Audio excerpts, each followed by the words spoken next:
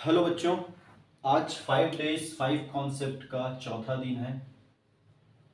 5 days 5 concept का आज चौथी क्लास। और आज की क्लास बहुत महत्वपूर्ण है, खास तौर पे जो 11th का पोर्शन है उसमें एक बहुत बड़ा हिस्सा होता है फोर्स के कॉन्सेप्ट का।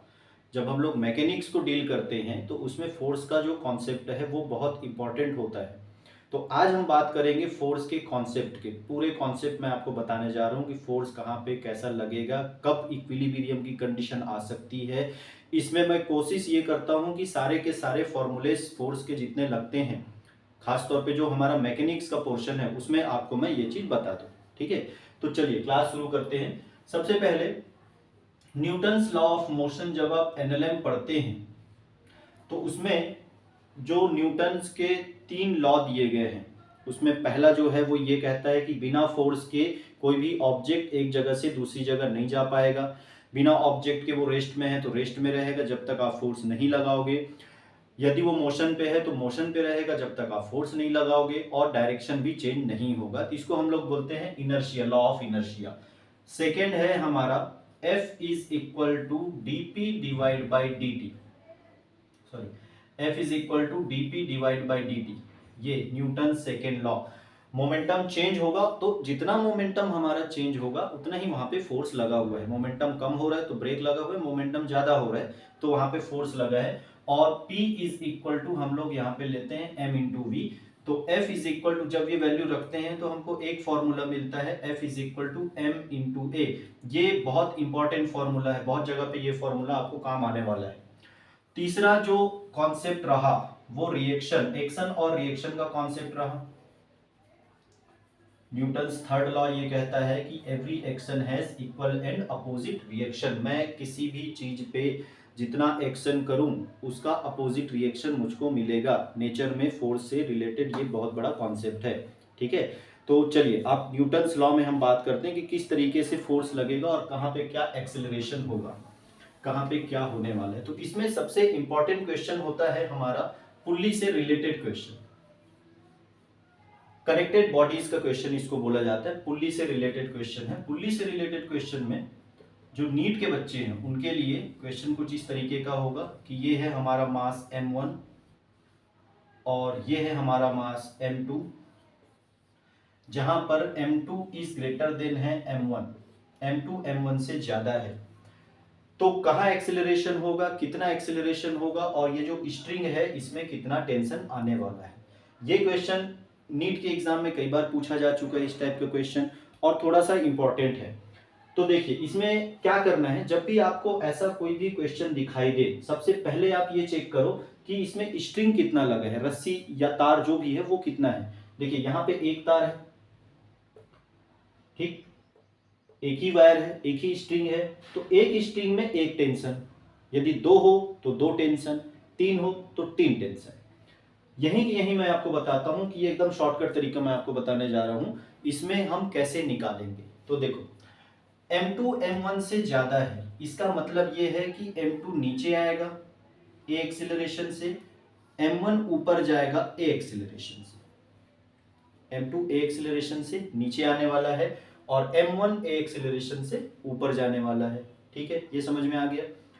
अब इसका वेट m2g नीचे काम करेगा, इसका वेट m1g नीचे काम करेगा, क्योंकि वेट है, वेट तो हमेशा नीचे काम करेगा। तो m2g नीचे काम करेगा, m1g नीचे काम करेगा। ये हो गया। दूसरी चीज, पहले आप ये डिसाइड करो कि कौन नीचे आएगा कौन ऊपर जाएगा, उसके हिसाब से एक्सेलरेशन का डायरेक्शन लगा लो, पहला काम करना। दूसरा काम ये है कि m2g m1g जो भी m1 m2 जितना भी आपको दिया रहे, है ना, 2 kg 3 kg 4 kg जो भी दिया रहे, m2g नीचे आएगा m1g ऊपर जाएगा। अब तीसरी चीज है टेंशन। तो टेंशन के बारे में याद रखना है, टेंशन लेने का नहीं है, टेंशन देने का है ना। ये फिजिक्स के टीचर के हिसाब से मैं आपको बोल रहा हूँ, दैनिक जीवन में भी बहुत काम आने वाला है। यदि आप टेंशन ले रहे हो तो ये अच्छी बात आपके लिए नहीं है। क्या करना है, टेंशन देने का है। यदि आपको कोई टेंशन देने की कोशिश करता है तो आप उसको और टेंशन दे दो, सीधी सी बात। जितना हो सकता है सामने वाले को उसको टेंशन रिफ्लेक्ट कर दो, भैया तुम्हारा टेंशन है तुम रखो, हमको टेंशन नहीं लेना है। तो याद रखना, टेंशन देने का है तो यहाँ पे हमने एक टेंशन T दे दिया, यहाँ पे हमने एक टेंशन T दे दिया, ये टेंशन हमने दे दिया, टेंशन देने का है ना, टेंशन हमने दे दिया। अब एक्सीलरेशन निकालना है। एक्सीलरेशन निकालने से पहले इक्वेशन बनाओ। कैसे इक्वेशन बनाना है, देखो यहाँ दो फोर्स है m2g और t, ये दो फोर्स है, दोनों अपोजिट डायरेक्शन पे है, तो या तो इसमें मैं इसको माइनस करूं या इसमें इसको माइनस करूं। अब ये थोड़ा सा कंफ्यूजन होता है कि किसमें किसको माइनस करें। तो एक्सीलरेशन को देखो, एक्सीलरेशन का डायरेक्शन किसकी तरफ है, एक्सीलरेशन का डायरेक्शन m2g की तरफ है, तो ये हमारा इक्वेशन बन जाएगा m2g minus T is equal to m2a। ये आपका पहला इक्वेशन। ध्यान देना बच्चों, इक्वेशन को बहुत जरूरी है। m2g minus T equal to m2a, ये मैंने कैसे किया, एक्सीलरेशन को देखो, एक्सीलरेशन किस तरफ है, एक्सीलरेशन जिधर होगा वो फोर्स बड़ा होगा, उसके अपोजिट वाला फोर्स छोटा होगा, तो m2g minus T that is equal to m2a। इसके लिए जब हम देखेंगे सेकेंड बॉडी के लिए, सेकेंड बॉडी के लिए a जो है t की तरफ है, तो ये आ जाएगा t minus m1g equal to m1a। ये आ गया आपका सेकेंड इक्वेशन। दोनों इक्वेशन को प्लस कर दो, t से t कट जाता है, m2g minus m1g is equal to m1 plus m2 into a, तो एक्सीलरेशन इज इक्वल टू मिल जाता है m2g minus m1g divide by m1 plus m2। अब इसको शॉर्टकट तरीके से लाना है। मैं दोनों चीजें आपको बता रहा हूँ कि कॉन्सेप्ट से जाके आप कैसे उसको बिल्डअप करोगे, कॉन्सेप्ट अपना बनाने की कोशिश आप करोगे, और यदि कॉन्सेप्ट समझ में नहीं आया, शॉर्टकट ट्रिक करना है तो वो भी आप कर सकते हो। क्या करना, एक्सीलरेशन इज इक्वल टू, यहाँ पे acceleration is equal to net driving force divide by total mass. ये एक फॉर्मूला है। नेट ड्राइविंग फोर्स में ये हम लोग टेंशन को नहीं लेते, तनाव की वजह से हमारा जो सिस्टम है वो नहीं चलता है, तनाव तो सिर्फ बैलेंस करता है, एक्शन रिएक्शन है, तो तनाव की वजह से तनाव को हम इंटरनल फोर्स में कैलकुलेट करते हैं, जबकि कोई भी बॉडी चलेगा तो वो एक्सटर्नल फोर्स की वजह से चलेगा, इंटरनल फोर्स की वजह से कोई भी ऑब्जेक्ट नहीं चलता है, याद रखना। तो टेंशन हमारा एक इंटरनल फोर्स में कैलकुलेट होगा, तो टेंशन की वजह से नहीं। अब चलाने वाले कौन है, ये m2g और ये m1g, या तो m2g चलाएगा या तो m1g चलाएगा, ये नीचे आएगा तो ये ज्यादा होगा, ये कम होगा, ये नीचे आएगा तो ये ज्यादा होगा, ये कम होगा। तो सीधी सी बात है, नेट ड्राइविंग फोर्स में क्या करना, जो ज्यादा है उसमें कम को माइनस कर देना, जैसे m2g माइनस m1g, क्योंकि ये नीचे आ रहा है, divide by m1 plus m2। देखो एकदम शॉर्टकट तरीका है, 2 मिनट में आपका क्वेश्चन निकल जाएगा। जैसे मान लो सेम क्वेश्चन में दे दिया कि m1 इक्वल टू 3 kg और m2 इक्वल टू 4 kg, ये क्वेश्चन दिया है, एक्सीलरेशन निकालना है और टेंशन निकालना है। एक्सीलरेशन कितना होगा ये आप कैलकुलेट करो, और टेंशन कितना होगा ये आप कैलकुलेट करो। तो देखो इसको कैलकुलेट करने के लिए मैंने आपको शॉर्टकट तरीका बता दिया, A equal to net driving force divide by क्या करना, total mass. Net driving force में ये सेम सिस्टम है, इसमें m2 कितना है 4, तो 4 इंटू 10 कर लेना या 4 इंटू 9.8 कर लेना, जैसा आपको बेटर लगे, वो g की जो वैल्यू दिया रहेगा। मैं 4 इंटू 10 कर लूँ 40 आ गया, 3 इंटू 10 कर लूँ 30 आ गया, डिवाइड बाई 4 प्लस 3 ये 7 आ गया, 10 डिवाइड बाई 7 कर लो, 1.2 1.3 समथिंग ये मीटर पर सेकेंड स्क्वायर का, 1.4 मीटर पर सेकेंड स्क्वायर का ये आपका मिलेगा। अब t निकालने के लिए आपको ये दोनों इक्वेशन निकालना पड़ेगा, या तो कोई एक इक्वेशन निकालो, क्योंकि जब a की वैल्यू को वहां, जैसे मैंने 2 इक्वेशन निकाला था, उसमें से किसी एक में जब आप a की वैल्यू रखोगे तो आपको वहां से t मिल जाता है। इस तरीके से हम इस टाइप का जो पुल्ली वाला क्वेश्चन है, उस पुल्ली वाले क्वेश्चन पे हम देख सकते हैं कि किस तरीके से इसको बनाया जाएगा। ठीक है, पुल्ली वाले क्वेश्चन पे एक्सेलरेशन कितना होगा या टेंशन कितना होगा, ये हो गया। अब इसी क्वेश्चन को थोड़ा सा हम बढ़ा देते हैं, सेम क्वेश्चन है, इस क्वेश्चन पे यहां मैं बीच में लगा दूं स्प्रिंग, यहां पे बीच में लग गया ऐसा स्प्रिंग। अब क्वेश्चन ये पूछता है कि स्प्रिंग का रीडिंग कितना होगा। मान लो ऐसा कोई आ गया कि स्प्रिंग कितना रीडिंग दिखाएगी, स्प्रिंग मीटर है और स्प्रिंग मीटर जो है वो कितना रीडिंग दिखाएगा। जैसे जब हम लोग अपना वेट चेक करते हैं, तो वेट चेक करते हैं या वजन जब मापते हैं, तो वजन मापना एक रिएक्शन फोर्स है, वजन मापते हैं तो वजन का मापना क्या है, एक रिएक्शन है। एक्शन और रिएक्शन होता है। जब हम वेट मशीन पे चढ़े तो वेट मशीन पे जैसे ही चढ़े तो क्या हुआ, mg नीचे गया, स्प्रिंग का फोर्स ऊपर लगा, दैट इज रिएक्शन फोर्स, और यही रिएक्शन फोर्स यहाँ पे हमको दिखाई देगा। तो ये रिएक्शन फोर्स होता कुछ नहीं है, ये कितना टेंशन लेगा बस उसी को ये रीड करेगा। तो कहने का उसका मतलब यही है कि भाई टेंशन निकालो, तो टेंशन निकालने के लिए पहले ए निकाल लो, सेम कॉन्सेप्ट लगाओ। ए निकालने के बाद क्या कर लो, आप वहां पे उसका टेंशन कैलकुलेट कर सकते हो। इस तरीके से आप ये क्वेश्चन बना सकते हो, ठीक है।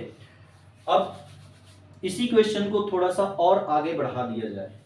अब ये पूछे कि स्प्रिंग कितना डिस्प्लेस होगा, ये नीचे आएगा तो स्प्रिंग का डिस्प्लेसमेंट निकालना है, स्प्रिंग कितना नीचे आएगा। तो इसके लिए एक स्प्रिंग का फोर्स होता है F इज इक्वल टू के इंटू एक्स, इससे आप कैलकुलेट करना, मॉड में ले लो क्योंकि ये माइनस में रहता है। तो F इज इक्वल टू के इंटू एक्स। अब ये स्प्रिंग के लिए के का वैल्यू दिया रहेगा, जितना भी दे दे, 10 दे दे, 100 दे दे, 200 दे दे, 1000 दे दे, जो भी दे दे। तो ये F क्या होगा हमारा, टेंशन, कि कितना टेंशन स्प्रिंग में आया, कितना टेंशन स्प्रिंग में आता है। के का जो वैल्यू आपको दिया रहेगा, तो टेंशन डिवाइड बाय के करोगे तो आपको डिस्प्लेसमेंट पता चल जाएगा। तो स्प्रिंग में इतना डिस्प्लेसमेंट होगा, ठीक है ना। तो बेसिक कॉन्सेप्ट यदि आपको पता है तो आपका क्वेश्चन कैसा भी आए, क्वेश्चन को आसानी से बनाया जा सकता है। ये पहले टाइप का क्वेश्चन है, पुल्ली वाला जो क्वेश्चन है, कई बार रिपीट हुआ है क्वेश्चन, तो चांसेस बन जाता है। दूसरा क्वेश्चन आता है टाइप 2 में, इसमें टाइप 2 वाला जो क्वेश्चन है, टाइप 2 वाले क्वेश्चन पे ऐसा, मान लो ये m1 है, मान लो ये m2 है, और मान लो ये m3 है। अब इसको एक फोर्स F के साथ में हम खींचते हैं, मान लो हमारा ये m1 और मान लो हमारा ये m2 और मान लो हमारा ये m3 है, हमने एक फोर्स लगाया और एक फोर्स से खींचा। तो इस पूरे ब्लॉक का एक्सीलरेशन कितना होगा ये निकालना है, और इनमें रिएक्शन फोर्स कैलकुलेट करना है कि m1 ने m2 पे कितना लगाया, m2 ने m1 पे कितना लगाया, m2 ने m3 पे कितना लगाया, m3 ने m2 पे कितना लगाया, इसको कैलकुलेट करना है। तो देखो शॉर्टकट तरीका मैंने बताया, A is equal to net driving force divide by total mass. Net driving force का मतलब वो फोर्स जो पूरे ऑब्जेक्ट को चलाएगा, तो नेट ड्राइविंग फोर्स में यही एक फोर्स दिख रहा है हमको, डिवाइड बाई टोटल मास करोगे m1 प्लस, अब सबको जोड़ दो, सबको प्लस कर दो, सबको ऐड कर दो, तो F divide by m1 plus m2 plus m3, ये मिल गया हमको एक्सीलरेशन। तो एक्सीलरेशन निकालना बहुत आसान है, 1 मिनट में 1 सेकेंड में आप ये क्वेश्चन बना सकते हो। शॉर्टकट तरीका लगाना है और आराम से क्वेश्चन आपका बनेगा, ठीक है। कई लोग सोच रहे होंगे कि क्या है, कैसा है, किस तरीके से लगेगा। आराम से देखना, आराम से समझने की कोशिश करना, बार बार चीज़ों को समझने की कोशिश करो। यदि समझ में नहीं आ रहा है तो उसको बार बार देखो। आपके पास 2 रास्ते हैं। पहला रास्ता ये है कि या तो आप छोड़ के भाग जाओ, सरेंडर कर दो, या तो दूसरा रास्ता ये है कि आप संघर्ष करो, प्रैक्टिस करो। Practice make man perfect. तो आपको क्या करना है, आपको प्रैक्टिस करना है बार बार। कैसे नहीं बनेगा भाई, एक बार में नहीं बना, दो किसी से एक बार में कोई चीज़ नहीं बनता है। बड़े से बड़ा टीचर हो, बड़े से बड़ा विद्वान हो, बड़े से बड़ा ब्राह्मण आदमी हो, बड़े से बड़ा ज्ञाता हो, उसको भी प्रैक्टिस की ज़रूरत पड़ती है। हर आदमी को प्रैक्टिस की ज़रूरत है, तो आपको भी प्रैक्टिस की ज़रूरत है। आपको प्रैक्टिस करना है। एक क्वेश्चन मैंने बता दिया, आपको फिर उस टाइप के 4-5 क्वेश्चन और बनाते जाओ और प्रैक्टिस करते जाओ, है ना, तभी क्वेश्चन आपका बनने वाला है। प्रैक्टिस मेक मैन परफेक्ट मैंने आपको बताया। आप जितना प्रैक्टिस करोगे आप उतना ही नॉलेज आपको मिलेगा, और हर बार कुछ नई चीज़ आपको सीखने को मिलेगा। सबसे अच्छी बात ये होता है, हम लोग भी आज के डेट में प्रैक्टिस करते हैं, ऐसा नहीं है कि हम लोग प्रैक्टिस नहीं करते हैं। बात समझ में? तो आपको क्या करना है बच्चों, प्रैक्टिस करना है, लगातार जूझते रहना है उस पर।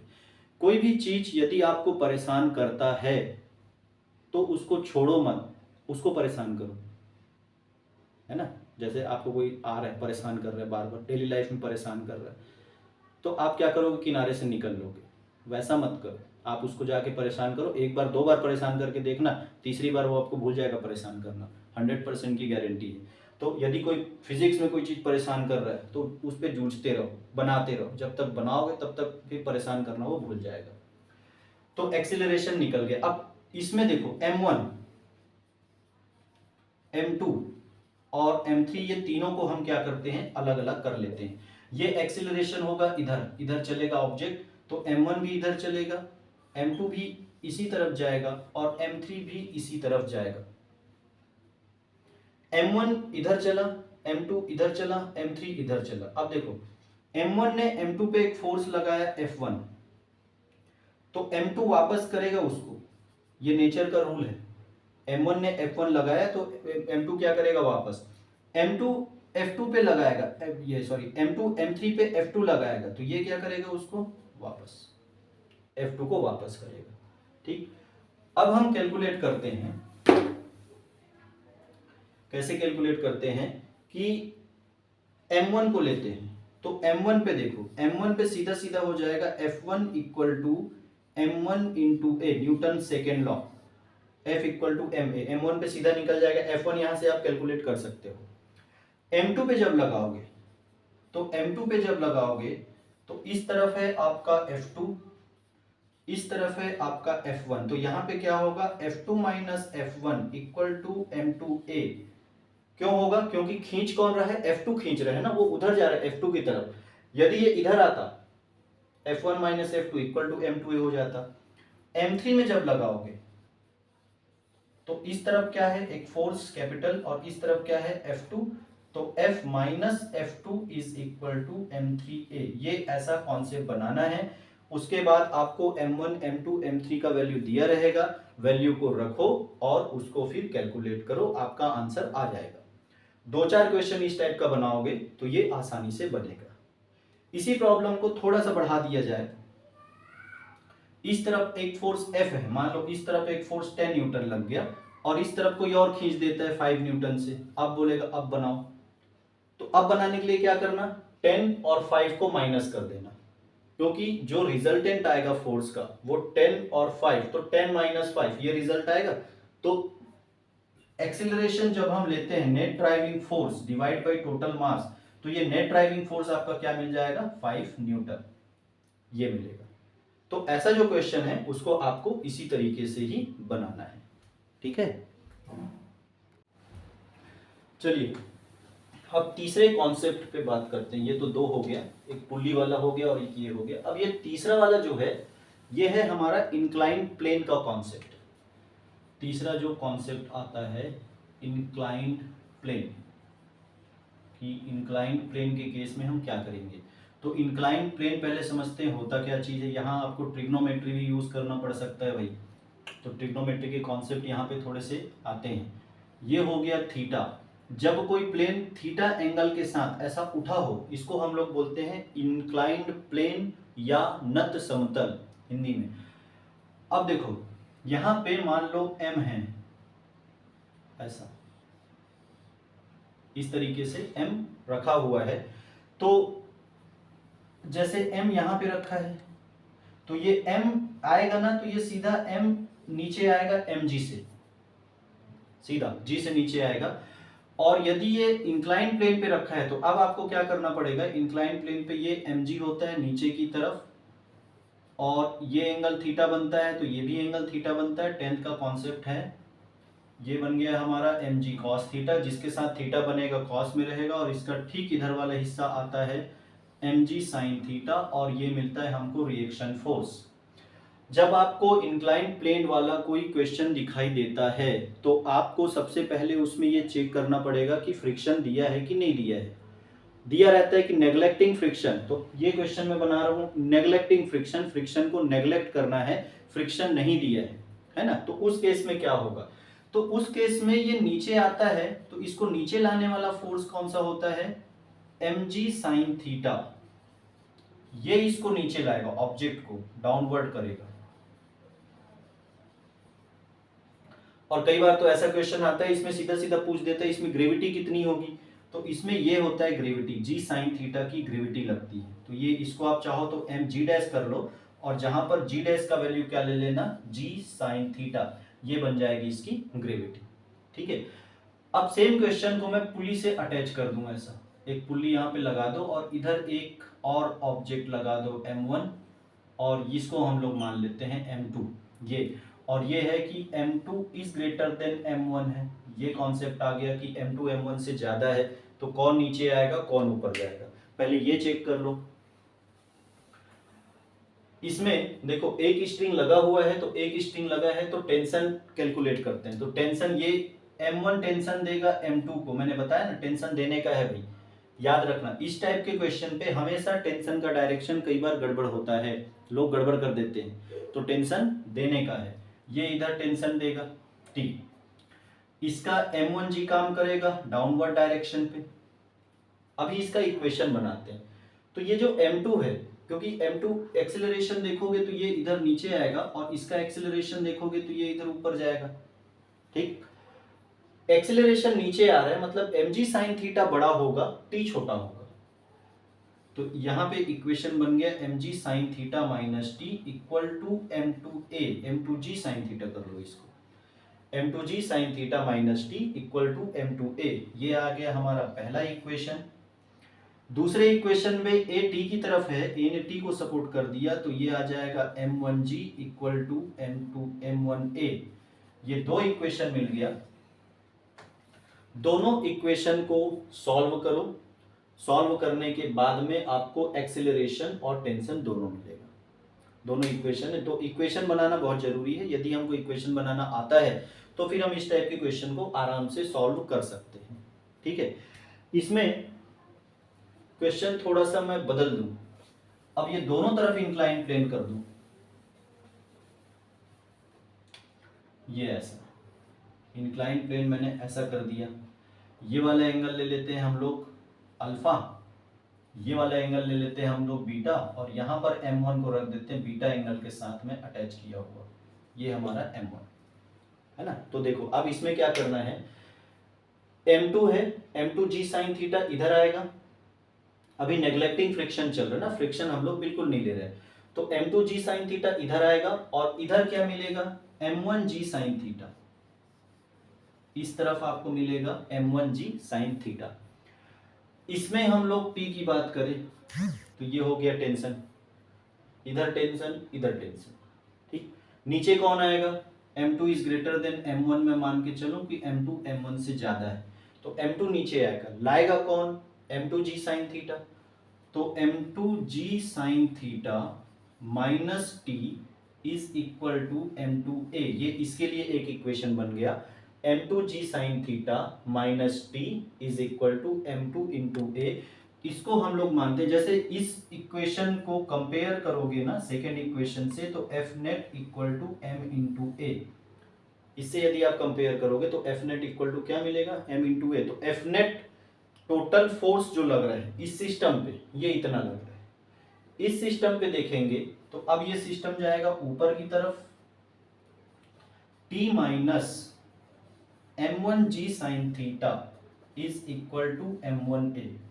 ये हमारा हो गया फर्स्ट इक्वेशन, ये हमारा हो गया सेकंड इक्वेशन। अब ये दोनों इक्वेशन को आप प्लस कर लो और जो निकालना है वो आप यहां से निकाल सकते हो, ठीक है। ऐसा किया जा सकता है। अल्फा और बीटा का वैल्यू आपको दिया रहेगा, सॉरी ये अल्फा आ जाएगा और ये बीटा आ जाएगा। यहाँ पे थोड़ा सा सुधार लो भाई, प्रिंटिंग मिस्टेक हो जाता है कभी कभी, है ना। अल्फा और बीटा का वैल्यू आप लोग सुधार लो, अल्फा और बीटा का वैल्यू रख लो। ट्रिग्नोमेट्री में मैंने बताया हुआ है, फर्स्ट लेक्चर ध्यान देना, जिन्होंने वीडियो नहीं देखा है वो पहला वाला देखो, मैथमेटिकल कॉन्सेप्ट में जाओ, वहां पे देखो ट्रिग्नोमेट्री में कैसे सॉल्व करते हैं, किस तरीके से सॉल्व करते हैं। इसी क्वेश्चन को थोड़ा सा और डीप में हम बढ़ा दें, मान लो इस क्वेश्चन को अल्फा और बीटा की वैल्यू मैं नहीं दे रहा। अब मैं क्या करता हूं, ये मैंने ले लिया है 4 यहां से यहां तक, ये मैंने ले लिया है 3 यहां से यहां तक। अब मैंने आपको बताया था कि 4 और 3 का कॉम्बिनेशन है तो एक और आएगा 5 और ये आएगा 5, तो 4 3 5 3 4 5 का कॉम्बिनेशन है, मतलब राइट एंगल ट्रायंगल है। और राइट एंगल ट्रायंगल में आप बाकी चीजें निकाल सकते हो। राइट एंगल ट्रायंगल में कैसे निकालोगे, ये है हमारा अल्फा, तो अल्फा के सामने परपेंडिकुलर हुआ 3, हाइपो हुआ 5, तो साइन अल्फा निकालोगे तो साइन अल्फा बन जाएगा 3/5।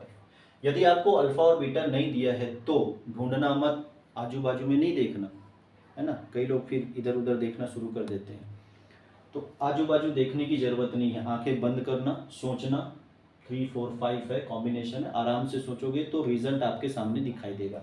यदि पढ़े हो तो थोड़ा सा भी आप पढ़े हो, थोड़ा सा भी आपने देखा हुआ है, तो जब आप किसी भी चीज़ को एक बार देखते हो तो कहीं ना कहीं वो आपके ब्रेन में जाता है, दिमाग में जाता है। आप 2 बार देखो, 3 बार देखो, 4 बार, हाँ, तो आप जितनी बार उसको देखोगे दिमाग से निकालने में उतनी आसानी होगी। दिमाग के एकदम अंदर वाले हिस्से में चले गया तो उसको निकालने में दिक्कत होगी। इसीलिए चीज़ों को बार बार देखो। पढ़ने का मन नहीं कर रहा है फिजिक्स को पढ़ने, तो देख लो कम से कम। यदि ऐसा लग रहा है कि फिजिक्स बुझा, टीवी देखते हो ना, मोबाइल दिन भर मोबाइल देखते रहते हो, कई लोग होते हैं दिन भर ऐसा लगे रहते हैं व्हाट्सएप में, फेसबुक में, वैसा। तो फिजिक्स की कॉपी उठाओ, बुक उठाओ, एक पर्टिकुलर चैप्टर को देख लो, फिर मन किया फिर 2 घंटे बाद फिर हमने देख लिया, फिर मन किया फिर देख लिया, तो देखते जाओगे तो वो आपके दिमाग में स्टोर होता है।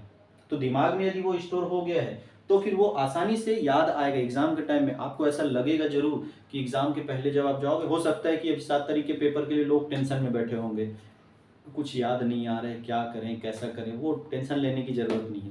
जब आप एग्ज़ाम में बैठोगे, एग्ज़ाम देखोगे, पेपर देखोगे, तो आपको चीज़ें याद आनी शुरू होंगी। और पेपर को देखते ही पहले तो एक बार पूरा पेपर आप देखना, धैर्य से देखना, आराम से देखना।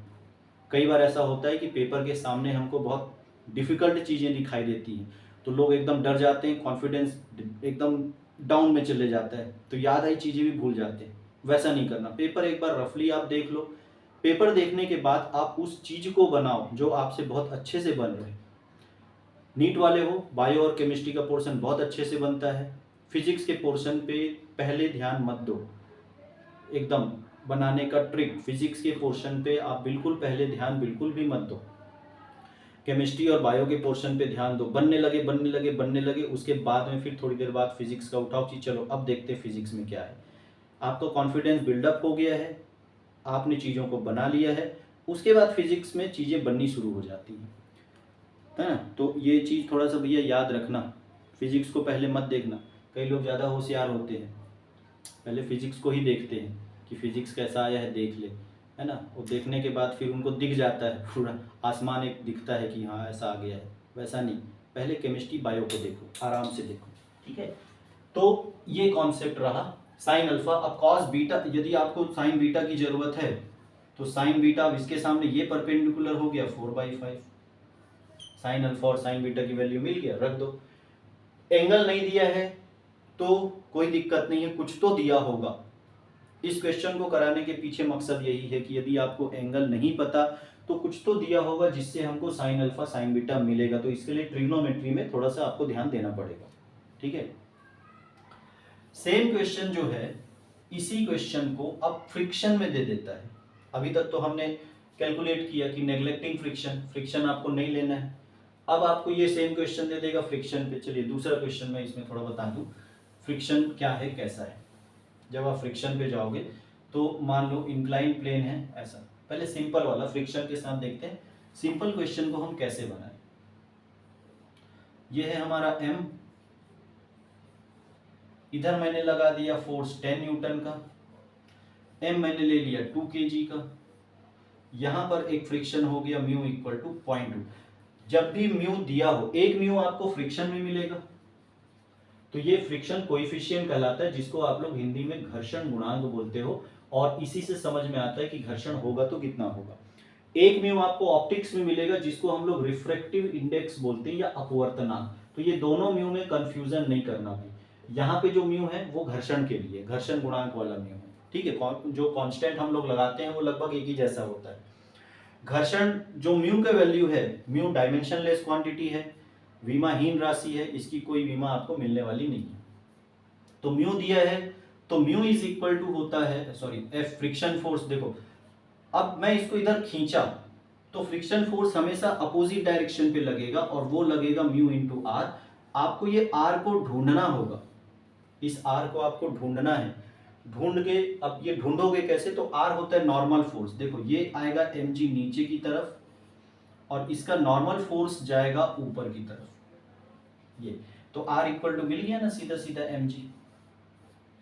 अब रख दो फ्रिक्शन फोर्स कितना है, तो F is equal to mu हो गया 0.2, m हो गया 2 kg, g की वैल्यू 10 ले लिया, ये हो गया 10 to 4 न्यूटन का फोर्स आएगा फ्रिक्शन फोर्स।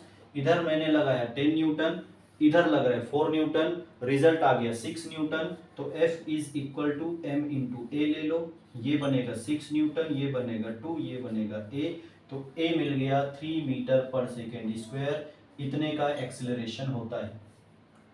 एक्सेलरेशन मिल गया तो कितने टाइम में कितना डिस्टेंस कवर करेगा ये भी आप निकाल सकते हो। s is equal to U T plus half A T square लगा दो, कितने टाइम में उसकी फाइनल वेलोसिटी कितनी होगी ये निकाल सकते हो, v equal to U plus A T लगा दो। फॉर्मूला है आपके पास, सब कुछ है, बस आपको क्वेश्चन को समझ के देखना पड़ेगा कि वहां पे लगाना क्या चीज है। यदि फ्रिक्शन वाला क्वेश्चन इंक्लाइंड प्लेन पे आ जाए, मान लो ये हमारा इंक्लाइंड प्लेन है, ये m है, m ले लेते हैं 2 kg का, और इस तरफ म्यू की वैल्यू ले लेते हैं 0.2, ये एंगल ले लिया 30 degree. Same question inclined plane वाला मैं अब फ्रिक्शन में बता रहा हूँ। तो इधर लाने वाला फोर्स कौन सा, mg sin थीटा, ये इधर लाता है, और इधर जाने वाला फोर्स कौन सा होगा, F equal to mu into R, ये इधर लेके जाएगा। अब ये r को ढूंढना, तो देखो इधर मैंने बताया इस तरफ क्या मिलेगा mg cos थीटा, और यही आपका बनता है r, तो mg cos theta that is equal to r, तो F इज इक्वल टू क्या मिलेगा म्यू mg cos थीटा। अब इसको कैलकुलेट कर लो, देखो ये फोर्स नीचे ला रहा है, तो कौन ला रहा है नीचे, mg sin थीटा, उसके अपोजिट में कौन फोर्स काम कर रहा है, mu mg cos theta equal to क्या हो जाएगा m इंटू ए, F ये पूरा F equal to m into a, ऐसा बात समझ में है ना। तो ये है हमारा फोर्स का कॉन्सेप्ट। फोर्स में बहुत सारा कॉन्सेप्ट है, अभी तो मैं सिर्फ इतना कॉन्सेप्ट डिस्कस किया हूँ, अभी हम लोग देखेंगे आगे और क्या क्या कॉन्सेप्ट काम आता है, ठीक है। चलिए अब अगले कॉन्सेप्ट पे हम बात करते हैं। अगला कॉन्सेप्ट है हमारा रिजोल्यूशन एंड फोर्स या टेंशन, कभी कभी इसका भी क्वेश्चन दिखाई दे जाता है। रिजोल्यूशन के साथ फोर्स जो दिया रहेगा, कई बार 2 या 2 से ज़्यादा फोर्स लगता है, हमको वहाँ पे रिजोल्यूशन देखना पड़ता है। रिजोल्यूशन आप कैसे देखोगे, जैसे मान लो ये 2 kg का है, ये एंगल बन गया 30 डिग्री का, ये एंगल बन गया 60 डिग्री का। तो आपको क्या करना है, इसमें और इसमें टेंशन निकालना है कि ये टेंशन कितना होगा, इसमें और इसमें दोनों में कितना टेंशन होगा। तो सबसे पहले रिजोल्यूशन का मैं कॉन्सेप्ट बता दूं। रिजोल्यूशन में क्या होगा, जैसे मान लो ये एक फोर्स F है और ये एंगल है हमारा थीटा, तो ये आ जाएगा आपका F cos थीटा और ये आ जाएगा F sin थीटा। याद रखना थीटा जिसके साथ भी बनेगा, जिस हिस्से के साथ थीटा बनेगा वो हिस्सा F cos थीटा या T cos थीटा या A cos थीटा जो भी होगा, और दूसरा वाला जो है भाग वो क्या होगा F sin थीटा। क्लियर है, ये क्या बनेगा F cos थीटा, ये वाला क्या बनेगा F sin थीटा। यहां पर इसको ऐसा करना, ये ऐसा, ये 30 डिग्री है तो ये भी 30 डिग्री होगा, ये 60 डिग्री है तो ये भी 60 डिग्री होगा। नीचे में आएगा mg, 2 इंटू जी का वैल्यू हम 10 ले लेते हैं, तो ये 20 न्यूटन है। आप लोग 9.8 लेके कैलकुलेट कर सकते हो, यदि एग्जाम में दिया है 9.8 तो 9 पॉइंट ले लो, नहीं तो फिर 10 लेके भी कैलकुलेट करोगे तो आसपास आंसर आपका मिल जाएगा। बड़ा डिजिट है तो फिर 10 नहीं लेना, 10 9.8 ही लेना, छोटा डिजिट है तो वो चलता है, उतना कंसीडर कर लेंगे। यहां से अब देखो ये टेंशन दिया इधर, यहां से ये टेंशन दिया इधर, इधर से मत देना क्योंकि हमारा ये जो है ये जंक्शन हम मान के चलेंगे, वहां पे सब चीजें लगी हुई है। थीटा ये 30 ये बन रहा है ना, तो ये इसको हम T1 मान लेते हैं, इसको हम T2 मान लेते हैं, तो ये बन जाएगा T1 cos 30 डिग्री और इधर बन जाएगा T1 sin 30 डिग्री। देखो ये 30 डिग्री है, इधर बन जाएगा T1 cos 30 डिग्री, इधर बन जाएगा T1 sin 30 डिग्री, इधर बन जाएगा T2 cos 60 डिग्री, इधर बन जाएगा T2 sin 60 डिग्री। ये हो गया कंप्लीट रिजोल्यूशन। अब कौन किसको बैलेंस करेगा, कौन किसको बैलेंस करेगा, देखो ये इधर वाले को बैलेंस करेगा या इधर वाला इसको बैलेंस करेगा, अपवर्ड वाला डाउनवर्ड वाले को बैलेंस करेगा, राइट लेफ्ट को बैलेंस करेगा। तो यहां पर अपवर्ड कौन, ये दोनों, तो T1 sin 30 plus T2 sin 60, इसने बैलेंस किया किसको, mg को। ये आपका एक इक्वेशन मिल गया। और T1 cos 30 ने T2 cos 60 को बैलेंस किया, ये आपका दूसरा इक्वेशन मिल गया। sin 30 sin 60 cos 30 cos 60 की वैल्यू देखो, ट्रिग्नोमेट्री पढ़ चुके हो, वैल्यू इक्वेशन को सॉल्व करो, T1 और T2 निकालो तुरंत, ये फटाफट आप निकाल सकते हो। ठीक है, तो इस टाइप का एक फोर्स का कॉन्सेप्ट भी है। कभी कभी फोर्सेस इन इक्विलिब्रियम का कॉन्सेप्ट आता है। फोर्स इक्विलिब्रियम में जब आप लोग कूलाम फोर्स वगैरह पढ़ते हैं, कूलाम फोर्स आ जाता है, या हमारा सेंट्रीपिटल फोर्स आ जाता है, या हमारा ग्रेविटेशनल फोर्स आ जाता है, तो इक्विलिब्रियम का मतलब होता है कि फोर्स तो लगेगा, लेकिन कई बार फोर्स लगने के बावजूद ऑब्जेक्ट अपनी पोजीशन नहीं बदलता, इसको हम लोग बोलते हैं इक्विलिब्रियम की कंडीशन। फोर्स लगेगा लेकिन ऑब्जेक्ट अपनी कंडीशन नहीं बदलेगा, वो वहीं का वहीं रहेगा। जैसे मान लो ये एक चार्ज है 1 कूलाम का, ये एक चार्ज है 2 कूलाम का। इस टाइप का क्वेश्चन आप लोग इलेक्ट्रोस्टैटिक में बनाओगे।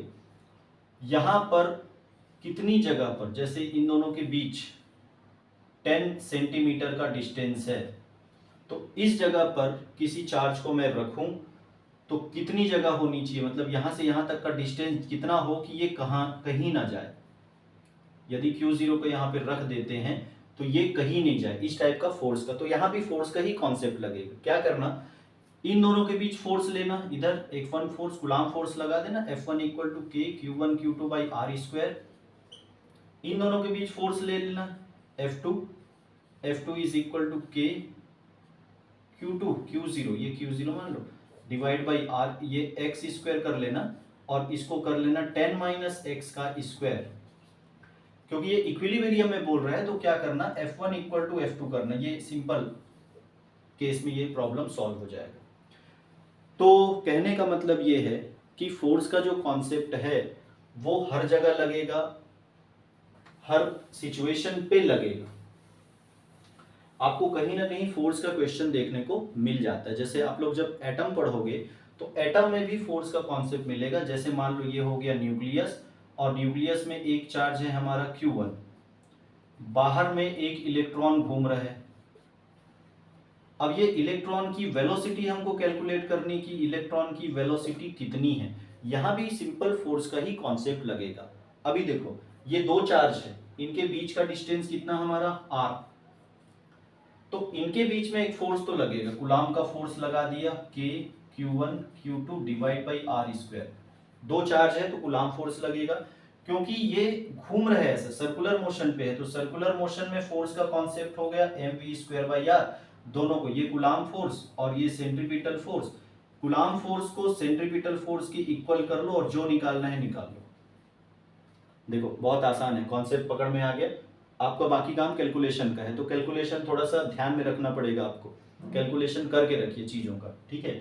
कई बार ऐसा होता है कि ये सन है, ये अर्थ है, अर्थ की वेलोसिटी मान लो निकालने बोले तो अब कूलाम फोर्स नहीं लगेगा, अब इसमें लगेगा gravitational force F is equal to G m1 m2 divide by R square, और एक फोर्स लगेगा centripetal force that is mv square by R। ये फोर्स लगा दो, ये फोर्स लग जाएगा। बात समझ में आ रहा है ना। इसी तरीके से जब आप मैग्नेटिक इफेक्ट ऑफ करंट पढ़ोगे तो वहां भी फोर्स का कॉन्सेप्ट आएगा। बस आपको ये देखना पड़ेगा कि कौन सा फोर्स लग रहा है, कितने टाइप के फोर्स, इक्विलिब्रियम की कंडीशन पे कौन सा। जैसे हम मैग्नेटिक फील्ड में जब आते हैं तो F इक्वल टू BIL लग जाता है, F इक्वल टू QVB लग जाता है, समझ में है ना। अब F इक्वल टू QVB लग रहा है, साथ में वो गोल घूम रहा है, तो फिर F equal to QVB equal to mv square by r लगा सकते हो। तो इस तरीके से आप फोर्स के कॉन्सेप्ट को देखिए, फोर्स के कॉन्सेप्ट जहां जहां पे हैं, जैसे जैसे आपका बहुत सारा कॉन्सेप्ट तो मैंने यहाँ पे क्लियर कर दिया है, ठीक है।